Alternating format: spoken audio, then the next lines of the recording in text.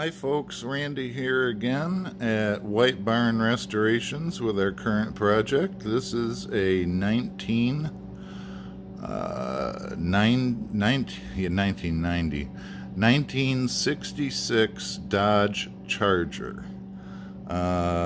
This is not an all original car. It does have a newer 440 and a 727 torque flight in it. Definitely a bigger engine than what the car came with, but it has now been restored. We are the second shop to have it. The first shop gave up on the restoration, so we just continued where it left off. So I thought I'd take the opportunity to go around the car, show some of the highlights of the 1966 Charger, and take it from there. So one of the first things I'd like to show you is the interior of this car is absolutely gorgeous. Lot of vinyl, a lot of carpeting. In fact, this car I think has more carpeting than any other car that I've seen. There we have protectors down on the carpet to protect it. Dashboard is really ahead of its time because it has electroluminescent lighting, which gives off kind of a glow, and if I can get that going in this video, I will. Don't kill me if I can't. We'll see what we can do. But here we have the front seats with the front console, automatic car, and brand new seat belts. Sill plates are in there from the old restoration. Here's the back seat. As you can see, that's looking really good. No tears in any of the upholstery anywhere. And you can see ahead of its time, the 1966 and 67 Charger, the console runs all the way up through the entire car, which is interesting, and I think it gives the car a unique look. This is the armrest for the back seat, and this can actually be changed. You can move it forward so that there's just carpet back there, and you can take these seats and you can put those down so that you actually, like a modern car, you have a lot of room back there. Now that panel on the back, that goes down and that goes into the trunk, and there's plenty of space in here if you wanted to take your family camping for the weekend. Well, guess what? A couple of full-size adults could fit in the back of this car without any problems at all. So for 1966, this is pretty advanced stuff. Definitely some nice options on that. Before delivery, we are going to clean that carpet up.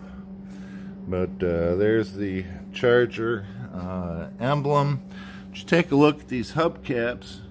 Those, believe it or not, are just hubcaps. Those are not wheels. There's a steel wheel behind there. These need to be cleaned up before delivery, but I thought I would take note of those because they're pretty different. Now if we walk around to the back of the car, this is the car, of course, that has the light bar going all the way across the back of the car. Provides all the lights that are needed. Down underneath, I won't hide it, but it's 66 Charger for a license plate, but we definitely have reverse lights and we have license plate lights. This is the trunk of the car, which has just been newly painted and finished, but there are some air vents that leave the car. Down along this side of the car, much of the same thing. So we have that seat is still up. The only thing they were lacking were headrests.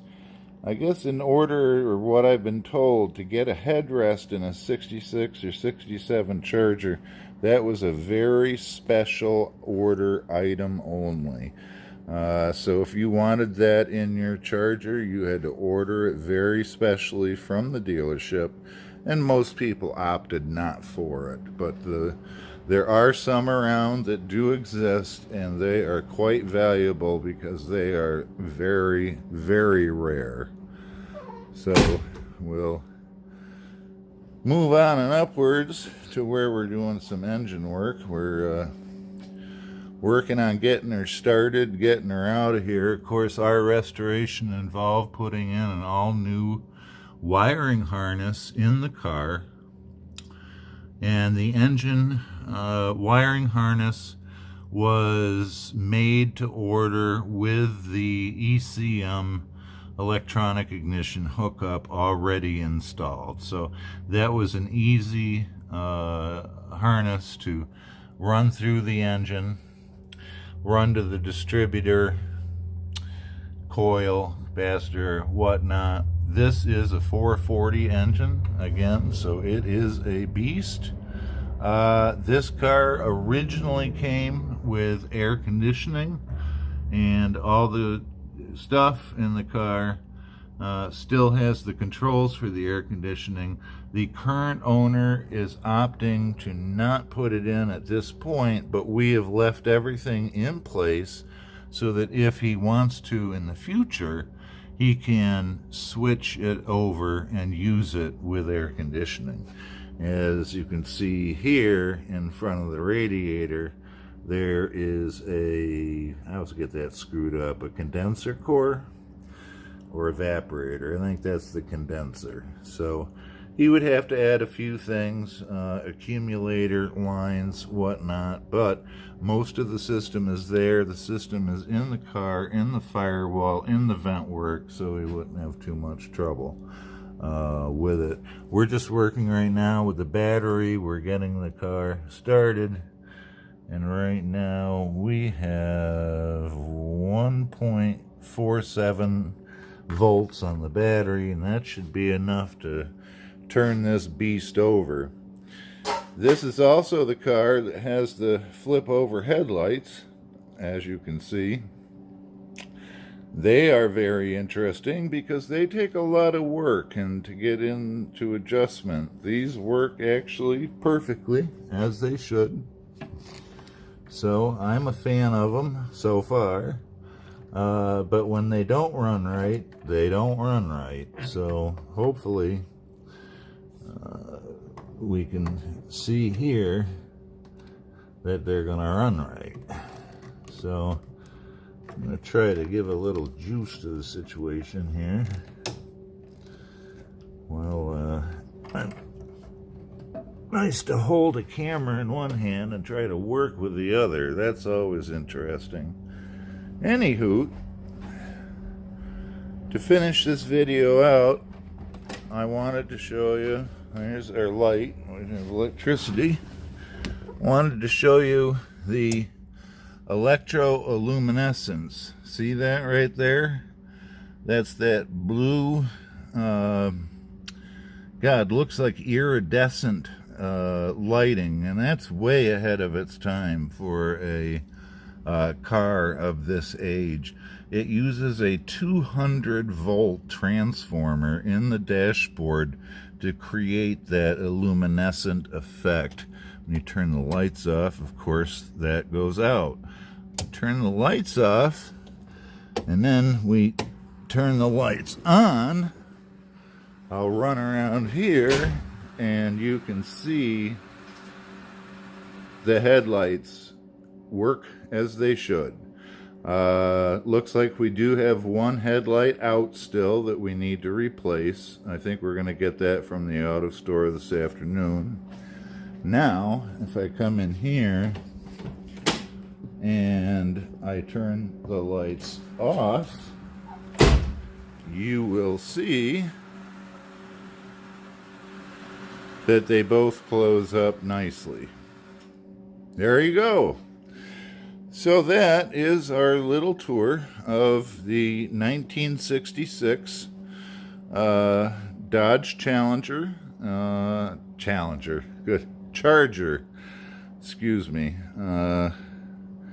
Get ahead of myself sometimes when I'm running around, but we're almost done. We're 95% of the way there. We're expecting to make customer delivery either tomorrow afternoon or perhaps early next week.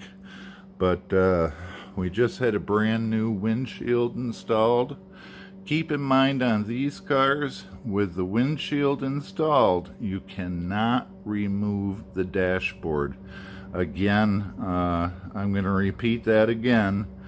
And this goes for Satellite, maybe Coronet, a few different cars, Belvedere, Coronet, your B bodies. You cannot remove the dashboard with the windshield installed. So this windshield is freshly installed because we had to have the dashboard out.